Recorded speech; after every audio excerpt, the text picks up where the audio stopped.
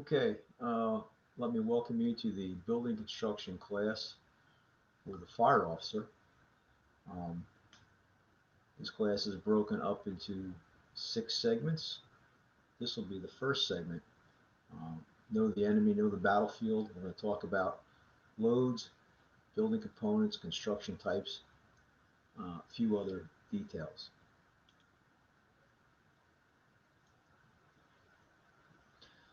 So the PowerPoint is based on Frank Brannigan's Building Construction for the Fire Service. I'm using the 4th edition through Jones and Bartlett. If you have other editions of Brannigan's Building Instruction for the Fire Service, you can use that. If you have the 3rd edition, that's a good edition, or even a 2nd edition. But this course has been developed to assist the fire officer in his or her decision-making process when faced with a building collapse or a fire incident. The class has been developed to meet the New Jersey Division fire safety building construction component for fire officer level 1 certification. At the completion of the course, the fire officer or future fire officer will have a basic understanding of some building construction principles. And the course will cover basic building construction types. Emphasis will be placed on how the fire behavior and building construction go hand in hand when developing an incident action plan. So, unlike a lot of building construction classes, I'm pretty much teaching this class from the perspective of what a fire officer needs to know in order to create an incident action plan based on situations he can anticipate finding based on the building instruction. So there will be some tactical elements um, during the class. Um, there also is going to be some thought, productive thought, some um, thought requirements into how you as the future fire officer would make decisions based on the type of building construction that you're faced with.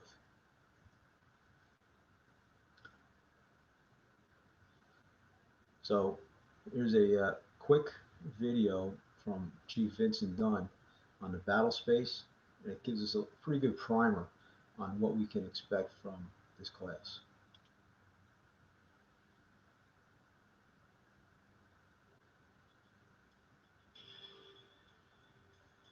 The most important lesson to a firefighter and a fire officer is locate the fire.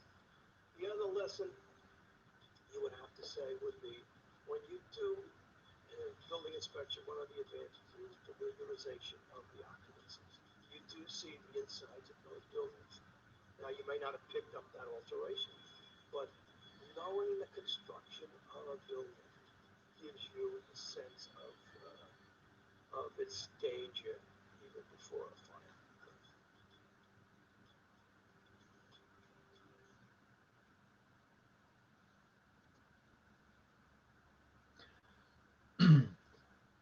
So when I talk about building construction, I like to use the analogy of the human body. Right? Um, human body is made up of bones. All our bones have different um, job requirements to support us, to support our structure as a human being. Same thing with buildings. Buildings have structural elements or structural members. I like to call them the bones of the building. And there is a hierarchy, so you'd have to be able to undress the building, just like you can see here of our skeleton structure. So you need to know what the most important bones in the building are, so then you can have an understanding of what some of the dangers you might face when it comes to fires in different types of buildings, building occupancies, building structures. So in our knowing the bones of the building, there is a hierarchy, right? So starting with columns, right? So all our structural members basically are always subjected to gravity. So columns are the first and most important building element in any building structure. The columns transfer the load down to the foundation. Second are girders. Now, girders support the beams of the building, and then our beams support floors and roofs. So normally the beams can be considered rafters. They're also called floor joists, but they're normally, depending on the span, they're normally being carried by a girder, and the girder is being supported by a column which carries the load down to hopefully a substantial foundation. So let's talk about loads. Loads are forces that are applied to the structure and the structural elements. So we're going to talk about these loads in this part one. So we're going to talk about compression, we're going to talk about tension, axial loading, torsial loading, shear loading, dead loads, live loads, impact loads, fire loads, and concentrated loads. So loads that are compression. So building elements under compression. Here's a steel I-beam supporting a roof structure. It's under compression. Here's a column. This column is under compression. So a little story here with this column. This was in the Crab's Claw restaurant. I don't know if anyone is familiar with that location on the shore in Lavalette. But as a technical rescue team commander, we were called out there one night for an issue with the possible building collapse with the column. So you can see here encircled, I have a lally column, concrete filled lally column that was behind a bar supporting the part of the second floor. What had happened was the loading was the lally column was undersized for the load that it was trying to carry from the floor above. So at some point it just snapped. So that column is under compression. And if you look down here, there is a formula for columns as far as the amount of load that a column can carry based on its diameter versus its length. So we're not going to get really involved in that, just so you understand that there is a lot of math involved and engineering involved in a lot of these building systems, and that's where it's critical that especially under construction, these buildings are, a lot of the elements are certified by a licensed engineer or architect. So that's one of the reasons why we always require building permits when anything is built, if there's any type of additions, renovations done. So those things are very important when it comes into building construction and our safety when we're dealing with possible collapse and fires. But just going forward with this, this is a 3-inch concrete filled lally column split in the center. All right. There are other loads and forces in play. Concentrated load above. Just to get back, the floor above was carrying 2 100-gallon or more hot water heaters, plus they had all their cases of beer for the bar over top of this bar area on the second floor. And the column was undersized.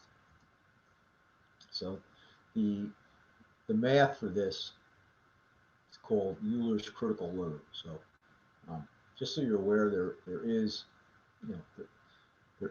criteria out there for column sizes of columns, length of columns. So just go back to what was happening here. We went in as a technical rescue team. We are shoring up the girder. So we're replacing that column that snapped with a 2-posted shore over here. There's another picture, another 2-posted shore. So we're basically replacing the column. We're carrying the load just to make the building safe, so we can get it structural engineer in there to take a look at it and then give them a plan to reinforce it, rebuild it. So that would be a double T, replace the lally column. And that column would have been under an axial load. So axial load, the load is straight down the center of the column. If anybody's familiar with Paratech struts or any type of strut in the USAR world, um, over here to the right we have a gray Paratech strut, and again it's under an axial load, and the strut at this parking garage incident support a concrete beam. The strut is basically a column that transfers load to the foundation. The longer the strut, the less load it can support. Again, going back to that Euler's principle, so even our rescue equipment um, has issues based on length versus the size of the column. So this would be a table from Paratech based on the struts. And again, if you're familiar with Paratech struts, based on a safety factor, as you increase the length of the strut, you decrease the carrying capacity.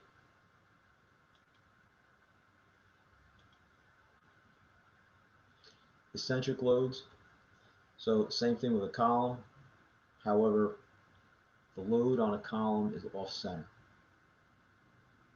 The column is still in compression, but it's off center. So here are two columns, right?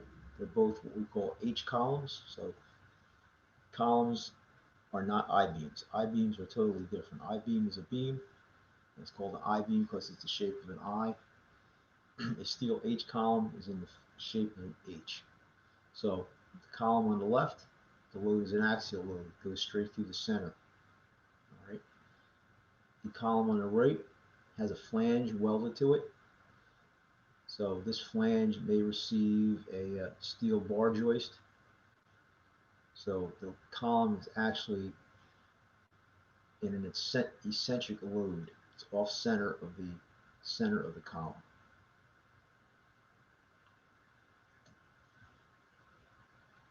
Shear loads. A good example of a shear load would be the illustration on the left. It's a brick veneer wall. It's a non-structural wall. It's basically what they call a curtain wall. And if over time, if the supports start to rot away, you could have a collapse. And the collapse would be a straight down collapse, as illustrated, would be considered a shear load, shear collapse. And again, up here, these two columns sliding against each other, the load is in shear. An example of that might be this balcony, concrete balcony. It's possibly in shear. It's attached to the building on one wall. This happened to be an incident where we had a vehicle crash through the building. It took out some of the concrete block over here. Now, not really sure if this concrete block is supporting or if it is just there for decorative purposes, but as a safety precaution, we threw up a single T, spot T over here, and we threw up a two-posted vertical shore over here, just to carry the load, a couple more shores inside, just to carry the load of the building. So this cantilever balcony could possibly be in a shear condition. Loads under tension, uh, different forces are usually in play at all times, but in the tug of war up here, the rope is in tension, right? It's a pulling force. Down here we have a steel roll bar truss, and there's different forces in play when we talk about this truss. The top cord is in compression, so when we talk about trusses, right, the top part of the truss is called a cord. That's in compression. The bottom part is called a cord. The bottom cord is in tension. So there's two forces in play when we're talking about trusses. One thing about trusses, there should be no substantial load hung off the bottom cord of the truss. All the weight is supported up on the top cord. So if you run into a in-service inspection and you see trusses and they're hanging some type of heavy mechanical equipment from the bottom cord, you may want to contact your fire inspector, your fire official, your building code official, and say, hey, listen, something doesn't look right. Can you go out and check it? Because again, we're taking all the weight is loaded on the top cord. If you go out and look at some of the buildings that are sprinklered in your area, all the sprinkler piping is hung from the top cord, not the bottom. So just something to keep in mind. Impact load, right? Impact load is a load that's delivered um, relatively fast into a concentrated point. So in this case, we have a firefighter jumps off the ladder onto the roof, and he may just cause the collapse. All right, so here's a video I took off YouTube, and if you watch towards the upper right of the screen, the first couple of seconds, you'll have to look very closely, but you'll see a firefighter walking around on the roof, and all of a sudden he disappears into the building.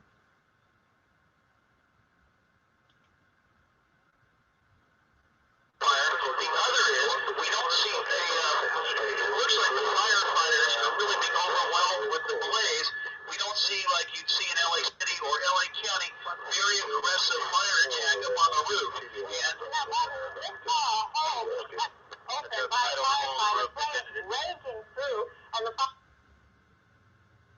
All right, so that was you could see him plunge through the roof. The backstory is he actually fell right through the building and walked out the front door, so he wasn't significantly injured. All right, another impact load video, and again, from a fire officer standpoint, um, fire incident commander standpoint, why is this guy even up here? Why would you allow this firefighter to be up on this roof? It doesn't make any sense to me, and you can see what happens to him.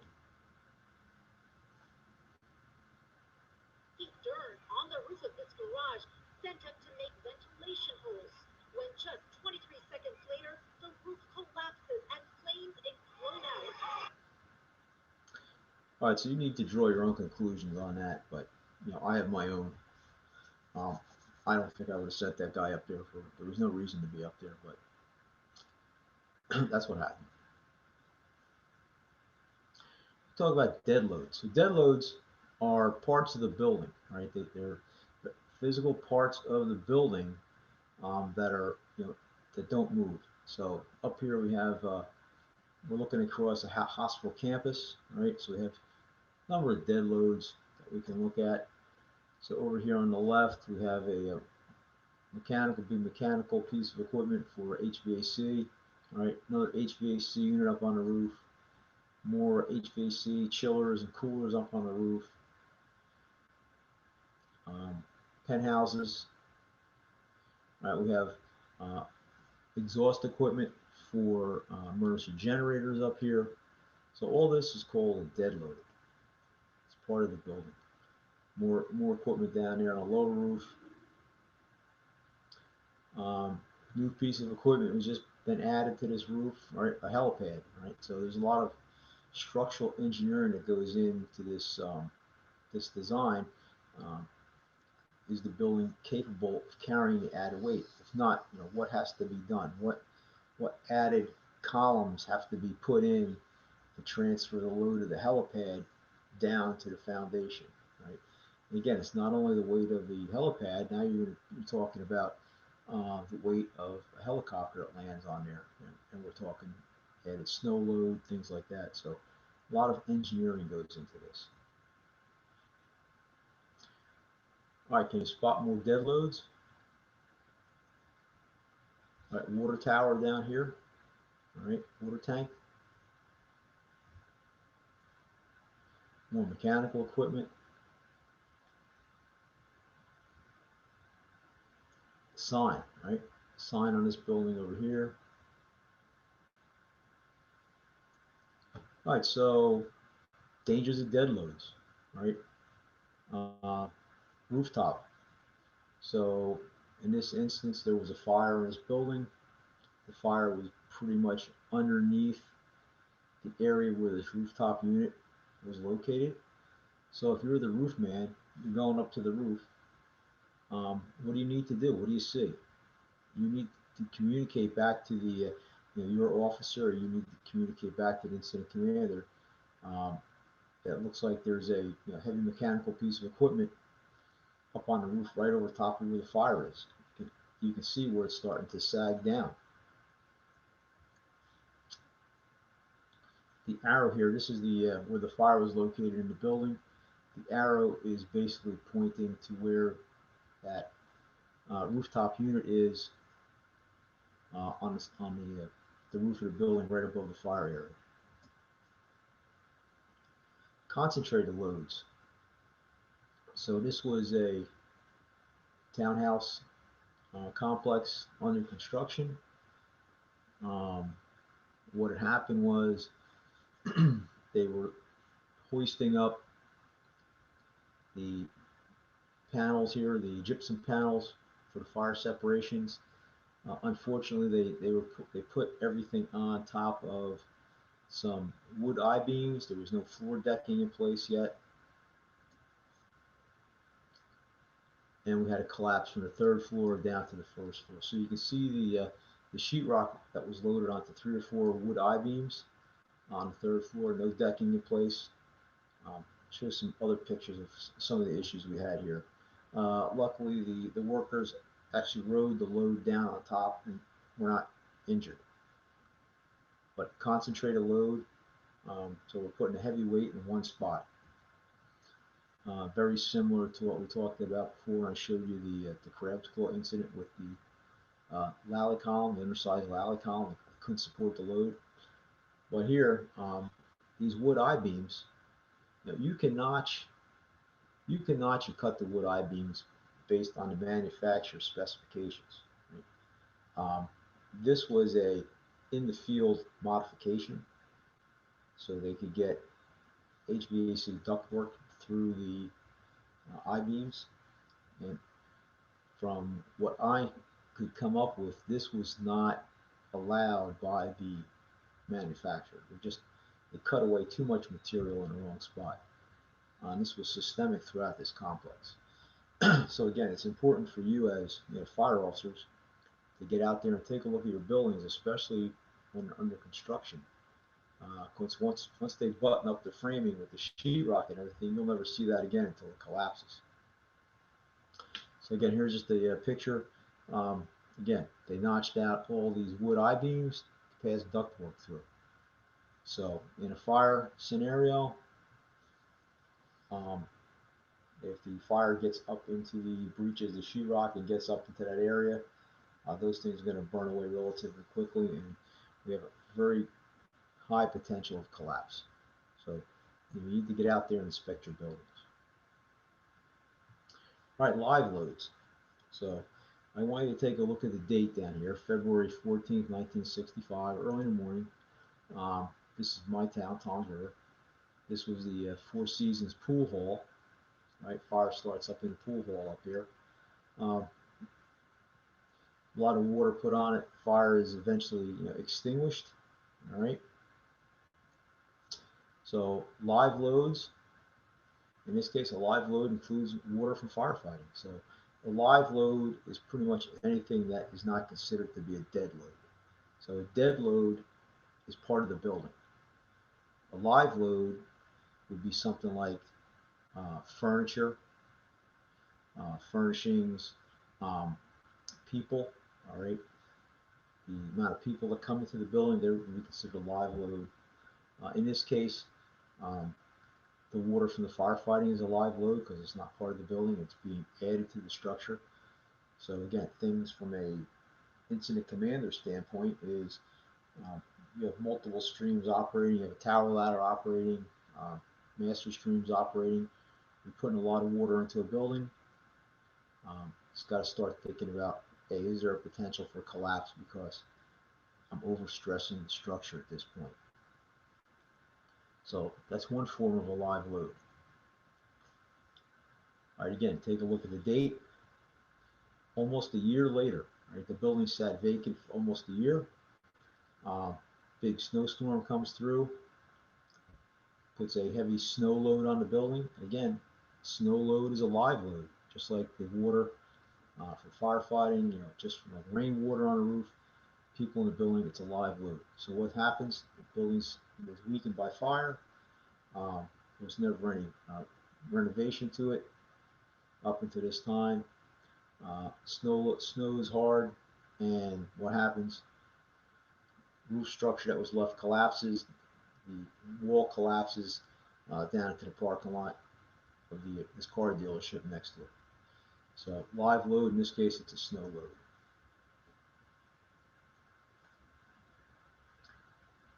Okay, parapet wall. We all have these in our areas. So what forces are in play? So as a fire officer, incident commander, you pull up, you see this. Um, Again, this should be putting up a red flag here.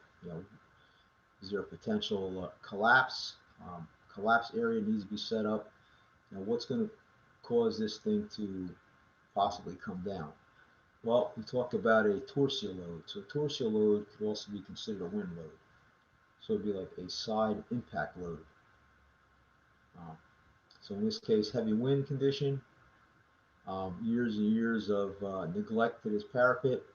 All of a sudden, a storm blows through, the parapet wall collapses. Right? Uh, Firefighting, you have parapet gets struck with a heavy caliber fire stream, collapses.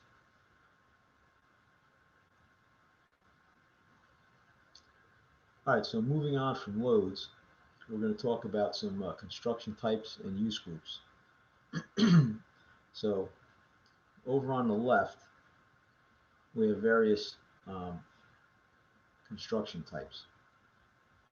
Now these construction types match up with the center column. So a fire resistive construction matches up to what we would call in the building construction world a type 1.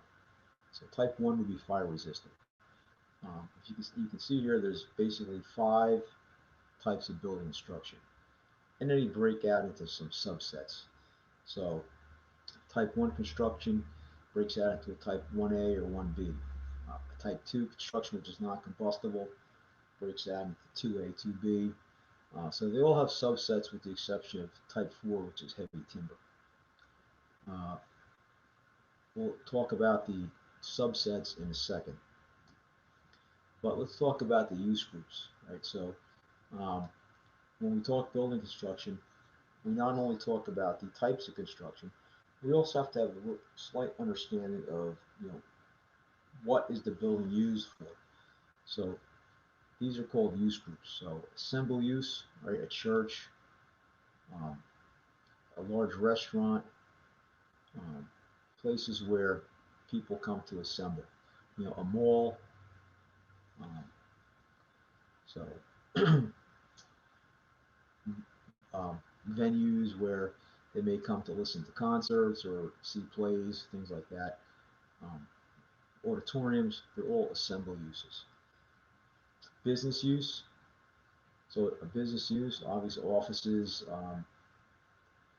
people come in to conduct business. They're not really selling anything, so you're thinking about what's in a business use. You have uh, business furniture, you have paper, tables, chairs, desks, cubicles, things like that you might find in a normal business office setting. So again, things that you need to think about as a fire officer is what's the building being used for? And based on what the building is being used for, you can also start thinking about what's the fire load. So again, a fire load is the combustibles that are in the building that are going to burn. So educational use, which would be schools, start thinking about fire load. Education use is going to be very low versus a factory use. So what's the factory use for? Factory is something, a place where they're going to build things. So what are they building? They're building steel and steel products? So there may be a very low um, fire load because of the steel manufacturing versus a place that is doing upholstery with a lot of foam rubber products, mattresses, things like that. Institutional use, some type of medical facility, hospital, doctors' offices, nursing homes, things like that. Mercantile, you have places that sell stuff. Now you go to the Home Depot, it's a mercantile. They sell things. Storage facilities, residential, and high hazard. So anything where there may be quantities of hazardous material stored. So understanding use groups is very important when we talk building construction. And again, um, based on the use, they may be limited to the type of construction that is allowed. So just things to just keep in the back of your mind as a fire officer. So we talked about the subsets, 1A, 1B, 2A, 2B. So when we talk about this, we're talking about protected. Right? When I say protected, from a building construction standpoint, I'm not talking about a sprinkler system. I'm not talking about a standpipe system. People seem to think that when they hear the system, they hear the word protected, it means that it has a sprinkler system. It's not true. In building construction format, the subsets refer to the protection of the bones of the building, the structural members. So a type 2A building, the structural members, the roll bar floor trusses, the columns, they're going to be protected. They're going to be covered with some type of fire resistant material.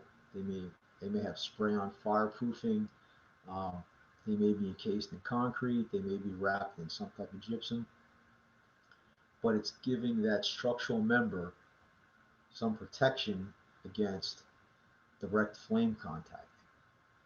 Whereas in a type 2 building, type 2B, the bones of the building, the columns, the girders, the roll bar trusses, they are exposed directly to flame contact. There's no fireproofing or fire resistant material protecting them against direct flame contact. So that's the difference when we start talking about protected versus unprotected. So fire resistant. Talk a little bit about fire resistive.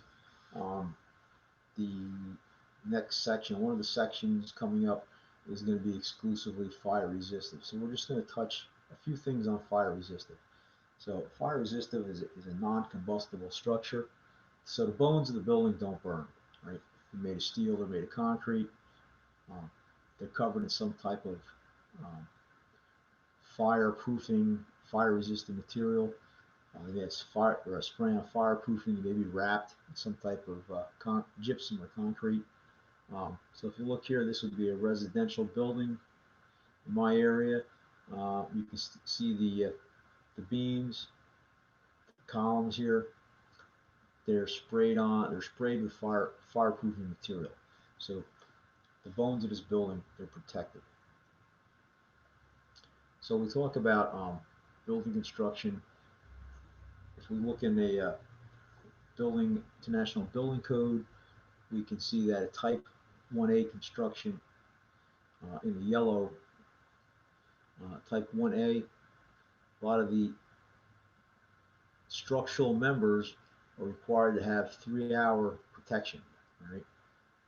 Then we go down to 2B, they're required to have 2 hours protection. So that means that the structural member um,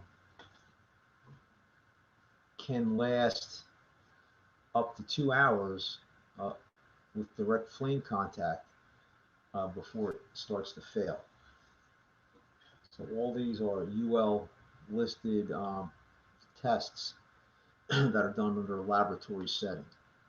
So that's when we talk about subsets, the A's and the B's, this is where it comes from.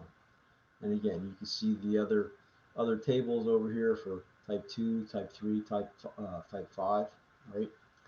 So we get into type 5, usually it's either 1 hour or no hours, right? So 0 hour.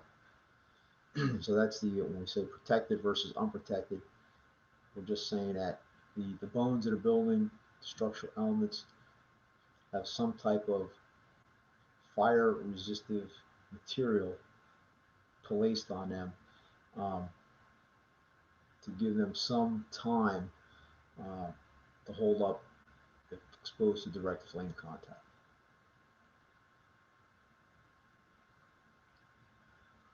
So fire resistive, we're also looking at penetration. So from floor to floor, any penetrations are sealed with the listed system. So in this case, it's a fire stop between floors for vertical chases, vertical conduit, um, 3 hour with a 3 hour cross Carter fire door, which is used to separate um, buildings. So in this case, this would be a hospital setting. The the fire doors here are separating wings of the building. It also creates a area of refuge. So in a hospital setting, some type of setting like that, where the people cannot, self-evacuate, we may just move them from one part of the building to the other part of the building. So that would be called putting them into an area of refuge. Also, another component of fire-resistant construction, self-closing rated stairwells, uh, usually 2 hour rating. So once you get into the stairwell, you should be able to make your way down and exit into the outside of the building.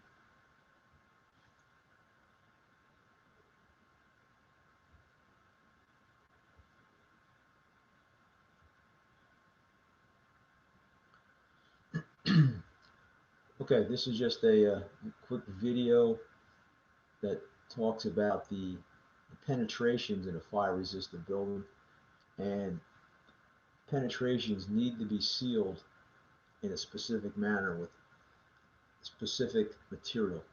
So there's a UL listings of systems, how penetrations are protected. So um, real quick, we can just see some of the testing that was done with properly sealed penetrations versus penetrations that were not done properly. And from a fire officer perspective, fire incident commander perspective, uh, you can see where you're going to get smoke spread, fire extension into other parts of the building, through chases, through walls, because of work that was not done properly. Results in a rapid spread of fire and smoke and demonstrates the importance of matching every detail to the listed system. Even materials with respectable fire properties will not hold up if used inappropriately. The hole for the 5 conduits on the left uses glass fiber insulation, a material that does well in non-combustibility, but in the event of a fire, softens and yields considerably. Its lack of suitability for this installation allows smoke and hot gases to pass rapidly through the fiberglass stuffed openings. The temptation to use materials already on hand, combined with lack of knowledge, can result in inadequate fire stopping. Here, a common foam-type sealant found at most construction sites is used to seal the pipe on the left. There are no tested and listed fire stop systems using these common foam sealants for fire resistance. The foam sealant was completely blown away. On the right, a fire stop system was installed in accordance with the system listing, and fire and smoke passage were completely prevented, as expected. The fire safety danger of using readily available materials far outweighs the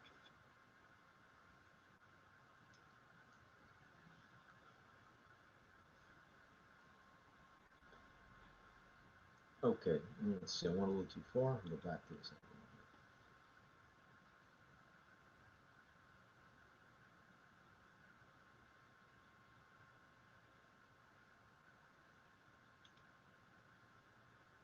This final scenario shows the critical importance of correctly fire-stopped top-of-wall joints. This schematic shows a plan view of the test setup. The compliant and non-compliant joints were located next to closed-in areas to simulate adjacent corridors, which are often critical for effective egress from a burning building. The non-compliant top-of-wall joint seals are ineffective and allow massive amounts of hot smoke to move through the unprotected joints quickly filling the space on the non-fire side of the wall with smoke and hot gases. Conversely, the tested, listed, code-compliant joint seals are able to contain the combustion and protect the adjacent space. In this situation, safe egress may be possible. All right, so the last video with the top of wall joints, that can be an issue, especially when you get into some of these large buildings that are designed for um, different type of businesses. They may be in a business, some type of a business park setting where you may have identical garage spaces and different tenants come in.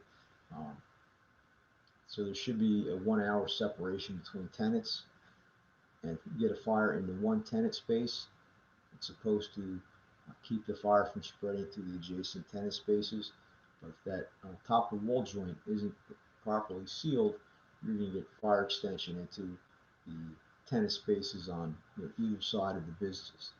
So just something to be aware of as a fire officer, that the fire separation between businesses, what the possibilities are if you get construction that wasn't up to code.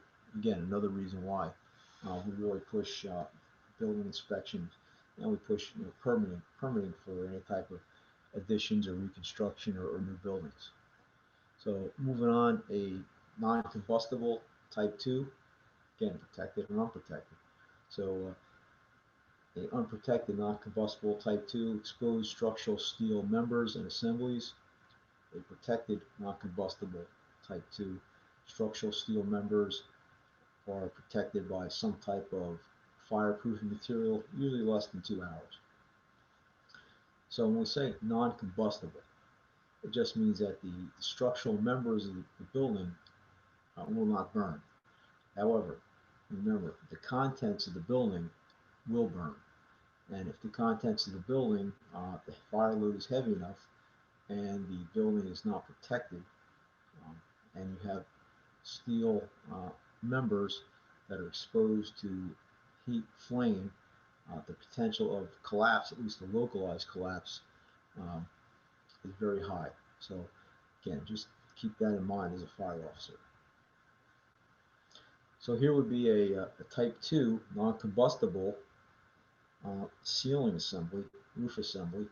So we have a metal deck roof on top of steel bar joist trusses, all right, open trusses, unprotected. So we say unprotected, there's no covering on that steel.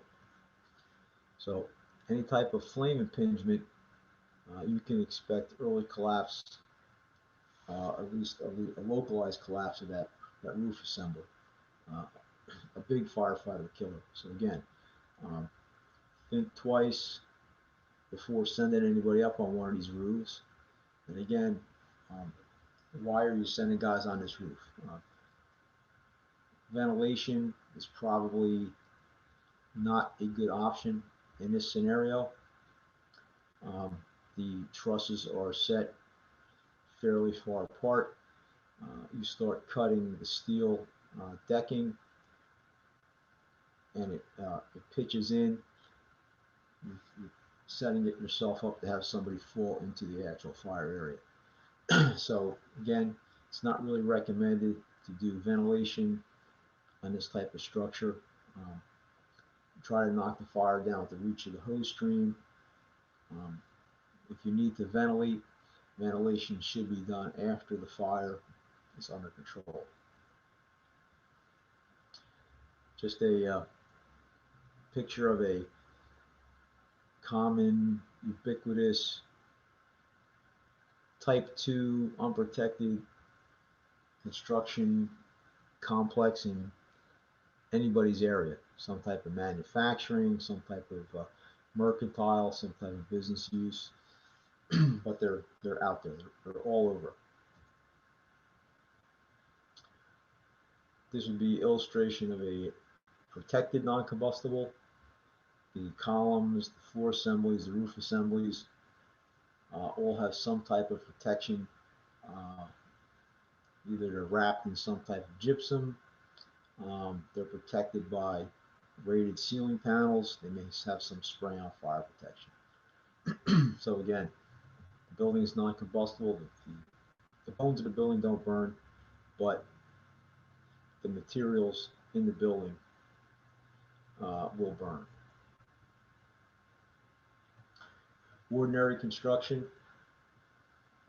again, it can be protected, unprotected. In ordinary construction, the bearing walls are made of some type of, usually made of some type of masonry construction. Floors or roofs are usually made of wood. The structural members of the bones are usually made of combustible material, right? In a protected ordinary construction, underside of roof assemblies are usually covered with some type of fire-resistant material, usually gypsum. Columns may be wrapped in gypsum. There may be some spray on fireproofing. So again, you need to get out there, look at your buildings, and sometimes the best time to do that is while they're under construction. Heavy timber construction, also known as mill construction. The bones of the building, the structural members, they're large, dimensional, usually 8" by 8". And one of the characteristics is limited concealed spaces. Um, Unfortunately, a lot of these buildings were found in the Northeast, and they were old mills, old factories, um, built during the Industrial Revolution.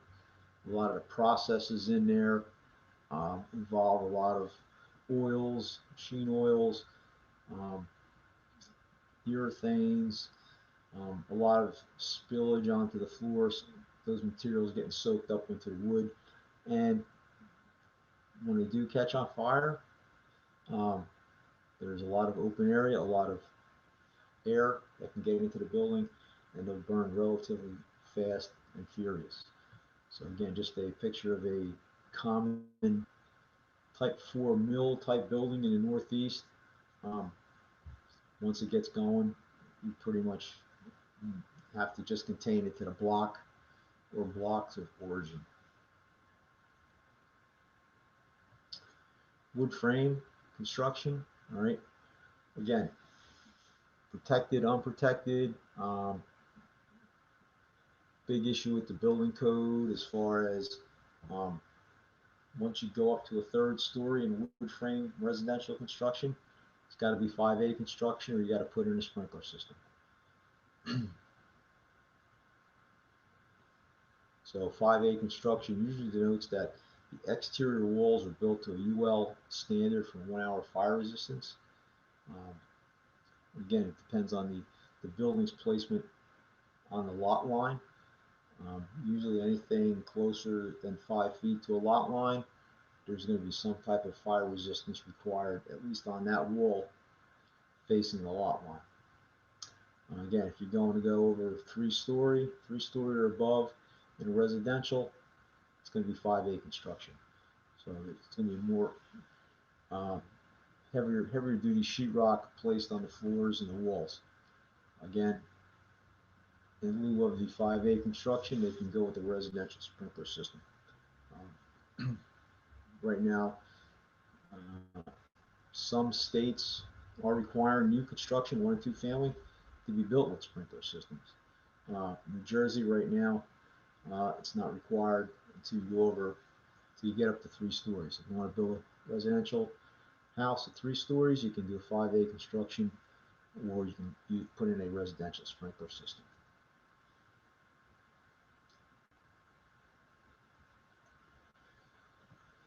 So wood frame a lot of times is made to look like stone or masonry, and you can be confused. You can pull up to this building as a fire officer and think you have an ordinary constructed building. Walls may look like they're masonry, but they're not. Um, this is just a stucco siding, and this is a wood frame building. Same thing down here, wood frame building. They're trying to make it look like it's a masonry construction. And again, you can be confused um, as a fire officer given a size up on this building. So again, you got to get out there, know your buildings, do your inspections. Wood frame construction, lightweight construction. We all deal with lightweight construction. All right. In this fire up here, this was a fatal fire. The fire starts in the basement. There was a delayed call to the fire department. Occupants tried to put the fire out themselves. The woman that was located, it was a woman was up here on the first floor trying to find her dog. The initial company is making a just made a push in because they knew she was in there. This individual here just came out. He's standing there because he just received some burns to his neck and ears, arms, because he made it in a few feet in order to try to make a grab, and then they backed out. As soon as they backed out, the entire floor assembly collapsed into the basement. Pretty much, it looks similar to this. Uh, Unprotected wood I-beams. All right, so there's no protection on these wood I-beams. This is not an actual picture from this construction, uh, but it does show some of the hierarchy of building construction. Again, we have a column. In this case, this girder is wrapped in gypsum. Why just the girder is wrapped in gypsum, I don't know, but it just is a good picture to illustrate the wood I-beams. Again, the beams are being carried on the girder, and the loads transferred down to the column. But these wood I-beams, there's no protection. There's no sheetrock on these. So once the fire gets started, these are going to burn relatively quickly, and collapse is, imminent. The one good thing in the 2018 building code, the change requires now that wood I-beams in basements would be protected by gypsum, or they have to be dimensional lumber, 2x8, 2x10.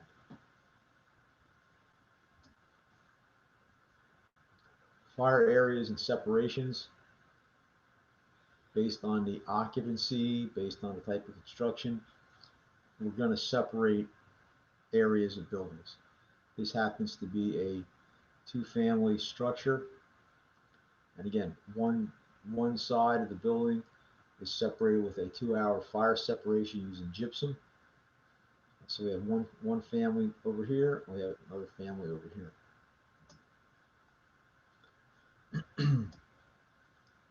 That's double 5/8 gypsum, gives us a 2-hour rating, and this is what it would look like over here. So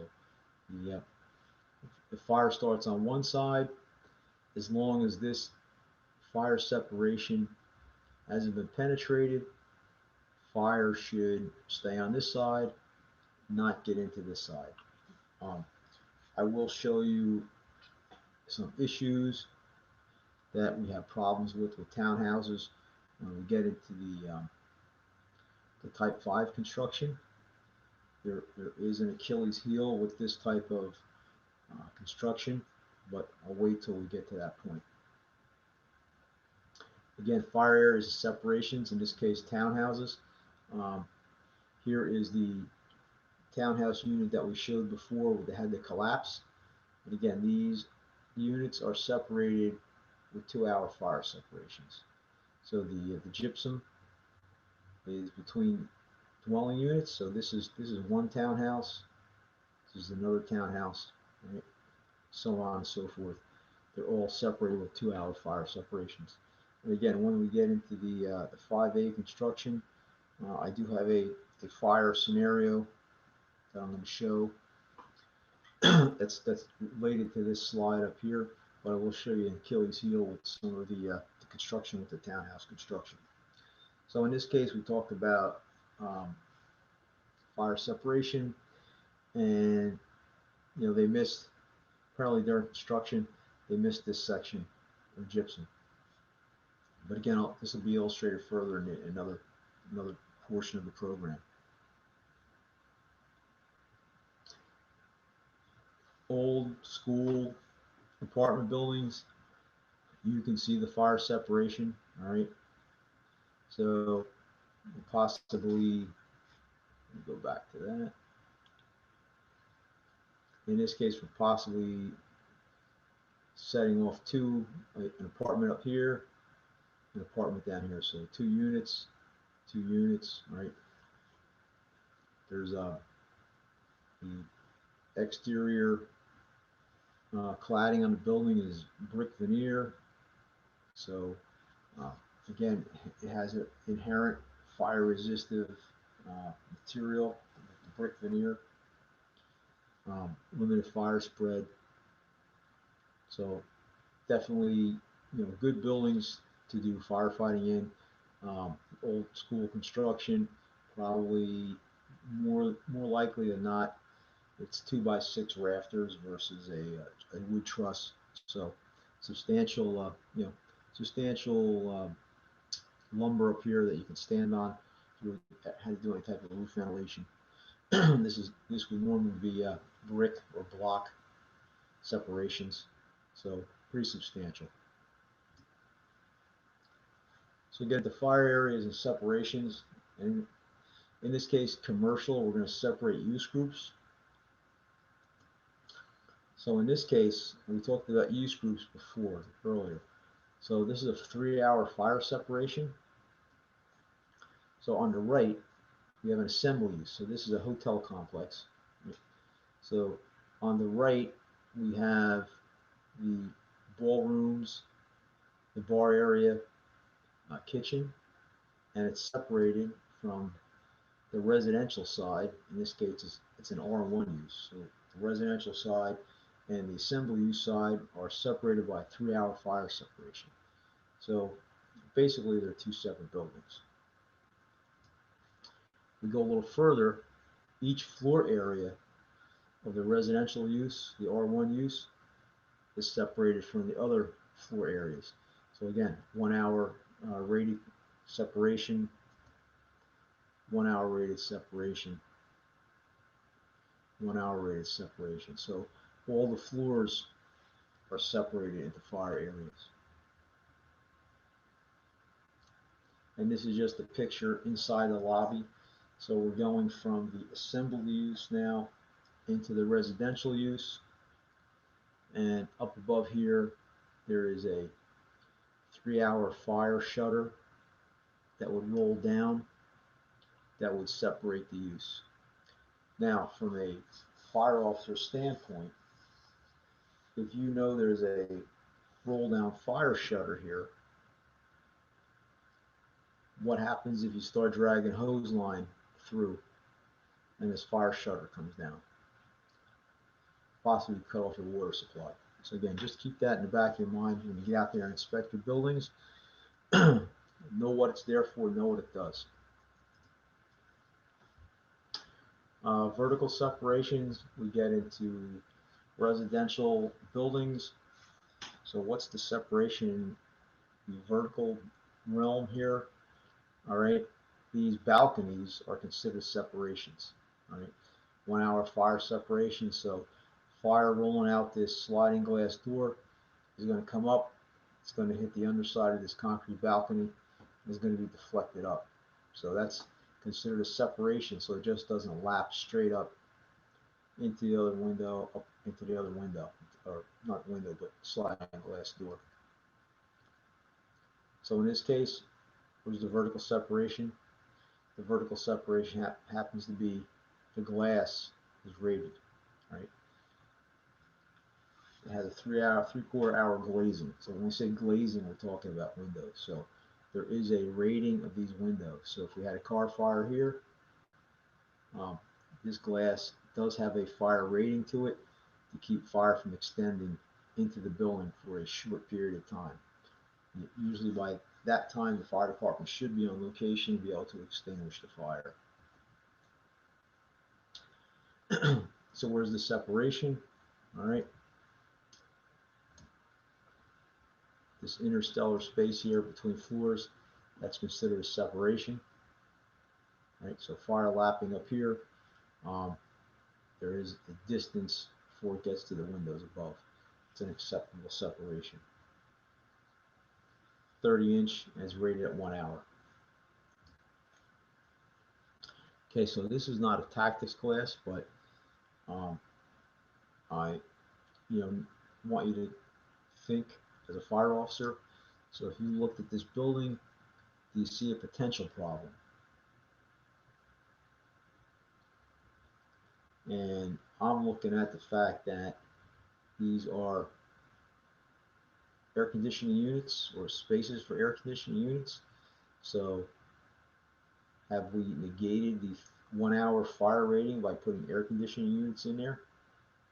That would be one of the questions I would have to ask, and would be suspect to has the rating reduced. So if I had fire coming out of windows here, could I get extension in through the air conditioning unit right here? So just questions you need to ask yourself. And again, you need to go out in your area, inspect your buildings, do inspections. Again, sometimes the best time is when a building is under construction. You can see what's behind the walls. So some takeaways from this section. There are 5 basic building construction types. Um, Fire behavior can react differently based on the building construction in regards to fire spread, fuel loads, and collapse, just to name a few. Understand the different types of loads that are placed on buildings, and understand how fire separation can work in your favor, but anticipate extension beyond that. So here's my info, and again, this is part of the building construction class for the anyone that needs the course for the New Jersey Division of Fire Safety for the fire officer certification. Um, it's part of the Google Classroom building construction class that we are conducting. Um, so, any questions? Give me a call, send me an email, and we'll talk to you in part 2.